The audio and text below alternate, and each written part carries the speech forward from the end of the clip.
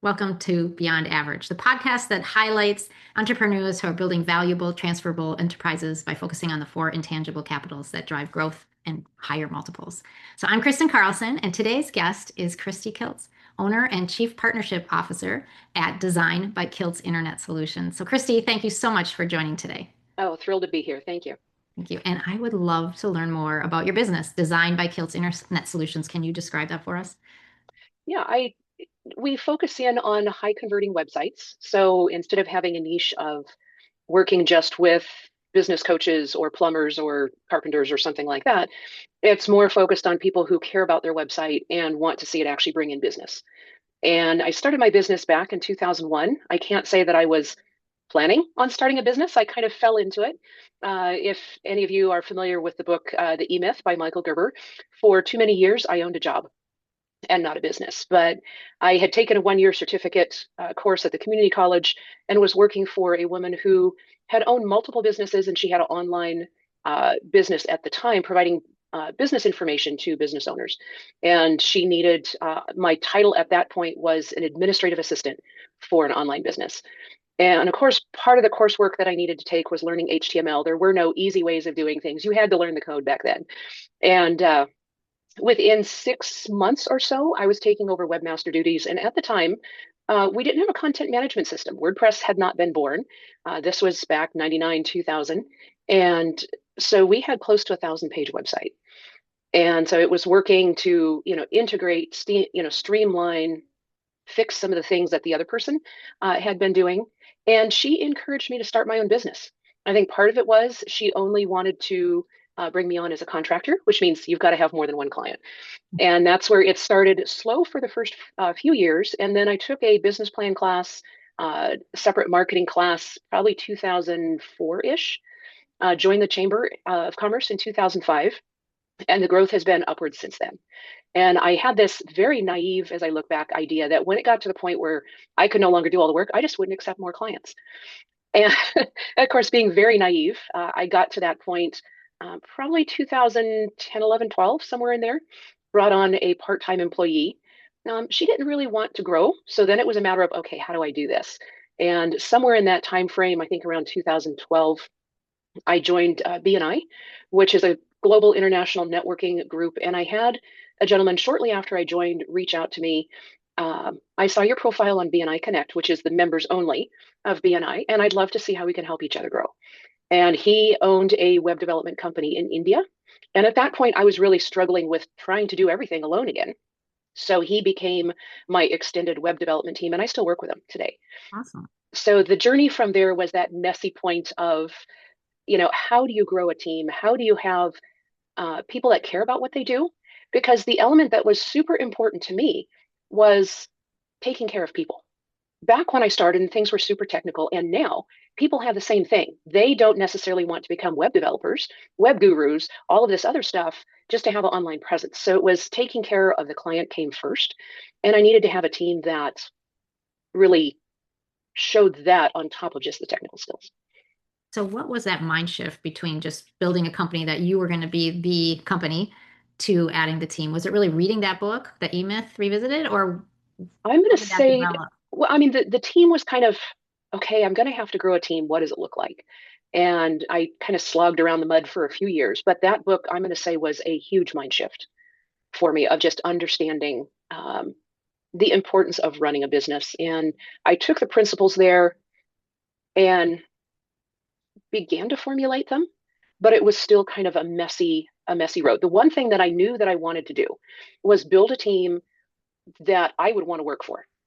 So in other words, be the boss that, I would like to have if I was working on that. And that was a critical element through the entire process. Yeah, so can you describe the culture of your company and the people that work for you? So I think I have close to one of the best teams on the planet. Um, After I read Culture Code, I also, or the E-Myth, I came across Culture Code by Daniel Coyle. Also, what is the title? Dare to Lead by Brene Brown. And I think I read Brene's book first and then Culture Code, and they fit hand in glove together because Brene's entire focus is being vulnerable, honest, and real in the workplace. And how do you create that type of a culture? And Daniel's book goes into looking at teams around the world that have been highly successful, and what are the elements that need to go into making that successful team. And it's the same thing. It's that vulnerability, it's the honesty, it's the open trust that's there. So we have a very small but mighty team. We have 5 core team members, including myself, and we are all remote. I did have an office locally and 2 team members locally until COVID. And of course, then with a very small office, we all moved to our homes, the team shifted, and it just never made sense to reopen an office in town now that I've got people spread all over the place. So I actually have an international team. I still have, of course, my developer in England. We've got copywriters in Ireland. My graphic designer is in Brazil. Assistant project manager is in Venezuela. And our in-house copywriter and SEO manager is in, just left me. She moved from Venezuela to, I can't remember the state. Anyway, so there's no way that we can all show up from 9 to 5. But we all know that we need to get work done, and we do it. So, so many companies these days are doing the back to the office, bringing everyone back to the office. What's the secret sauce to keeping this global team connected and focused on the right things for your business? I'm going to say the culture of taking care of clients comes first. That is really the core of our mission statement. And when I bring team members on, the first thing that I do is I have them do a DISC assessment. And it's one of the ones where they can do it for free. I always upgrade so that I get the paid version. And that's because I want to make sure that I'm getting the right qualities for the right seat. In other words, you don't want somebody, and with DISC and the personnel, you can call it whatever you want, the DISC, the colors. You don't want somebody where facts and details aren't super important, fitting into a job where they need to pay attention to details. That's the easiest element. And so it's having that conversation. And resumes, I don't care. You can make resumes say what you want, so I don't really pay too much attention to them. My thought is, I'm not going to be talking to you if you don't have the qualities anyway, or the skills that I need. But then it's more of just a conversation that we have. And when they start telling me things that live in my head that I know I haven't told them, then I can see that they're a very strong fit for our culture. Excellent. And you had shared with me before that you've implemented EOS with your business. When did you start that? I started initially back in 2020 or 2021.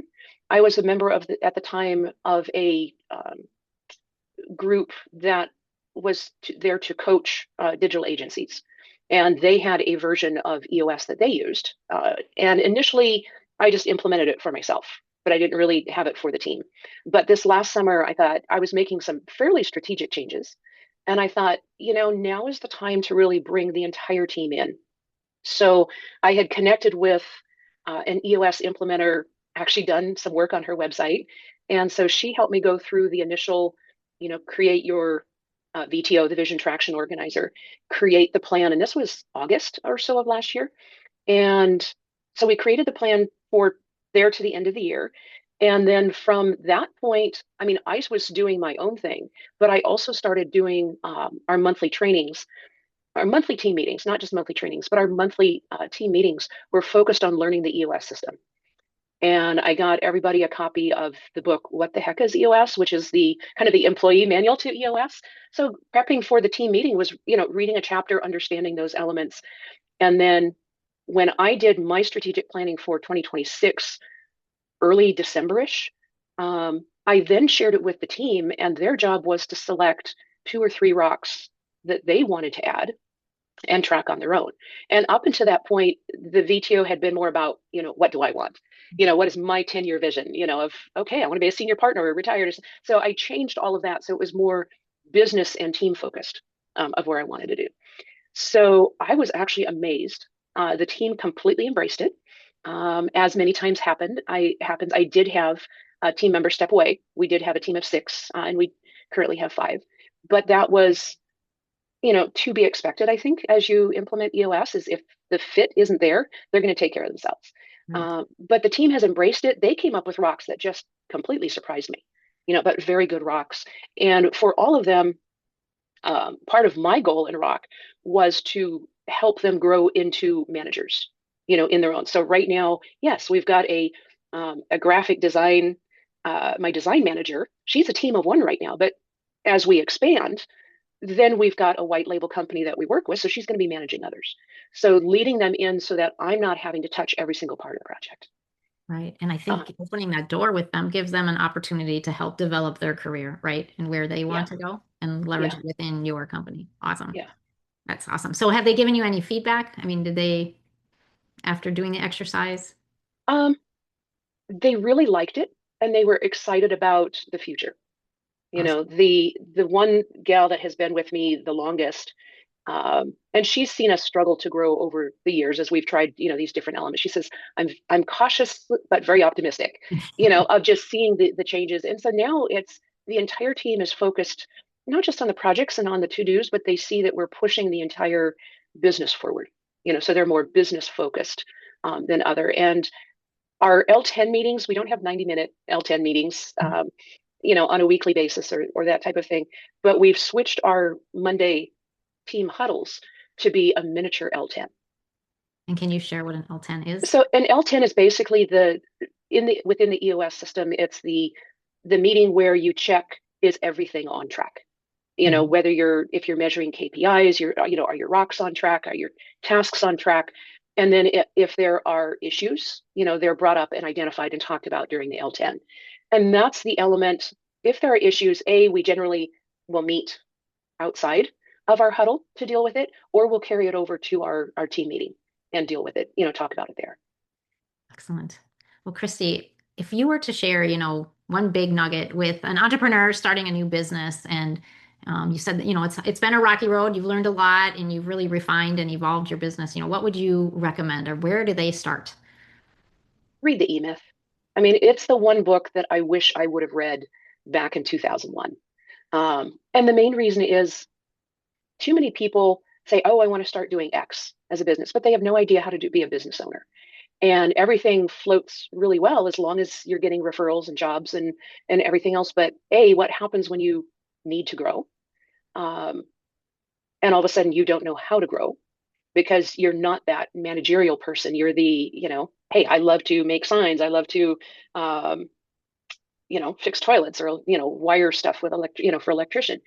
And you really have no concept of how to run a business. And I think the biggest shift that I have seen, and this is where the E-Myth would have helped me, is I've had to move from working on websites to being that not just the admin staff, but the marketing and sales, of more of that visionary, plus still very much on the management, although I'll say my management job is probably a whole lot easier than many, just simply because the team manages themselves, in so many ways. But that would be the number one book. And then as you begin to grow, I highly recommend, actually, even before you grow, would be Simon Sinek's Start with Why. Watch the TED Talk. And there, the important element of that is when people do start to market their business, too many of them simply focus on what we do. We build websites. We do this, we do that, instead of we take care of your online problems, and this is how. It's done, and it's focusing in on understanding the why for the client, and for us. Hand in glove with Start with Why is creating your own brand story, understanding those 7 pillars of the customer has a problem that has 3 different layers: the external of what they need, they've got emotions around it, a core element in the middle. You come along as the guide saying, I understand what you need. I understand you, not just the external, but I understand why it's important to you. Here's how it looks to work with us. Call to action. Here's what success looks like. And by the way, if you don't do anything, here's what failure looks like. When you understand that and you tie that into and I say it's hand in glove with Simon Sinek because it fits so well together. But when you tie that into your marketing, it makes your marketing work because you're no longer just standing up and saying, I do X, Y, Z. You are helping people, and people need help. And They don't want to think about it. They just need help. Uh, and you're then of course, addressing their pain, right? You're addressing their pain, absolutely, right? absolutely. And you can go much deeper on those elements, but once you start in on that line, when people understand that you understand their deepest pain point and you've got a solution for it, they're all ears, Awesome. for that element. And then of course, as you get ready to build the team, Brene Brown, Steering Greatly, Culture Code, um, the books that basically just dump into your mind the things that, and for me, some of this stuff was, oh, there's a name for that. It had Right. been living in my mind for years and years, but it just coagulated it into a solid piece. But I think it's when you lead with heart and understanding. I tell my team, I care about you first. Yeah, we got to get stuff done, but you're important to me. The only thing I ask is that you communicate. If you've got a slow day, even if you're just having a super rough day and your brain isn't functioning right, communicate. There's times that I've told one of my team members, go jot down the rest of your hours on your timesheet and go do art because I know that's what feeds her. Uh-huh. You Awesome. know, and it's because it's better if you take care of your team, they'll take care of you. Okay. Amen. That is so true. And I think that describes why you are beyond average and why you're building a business that is beyond average. So, Christy, thank you so much for joining us today and sharing your wisdom and what you've learned on the path and helping these new entrepreneurs when they get their business going. Well, I hope that they don't have the rough edges that I had. Have a great day. Thank you so much. You bet.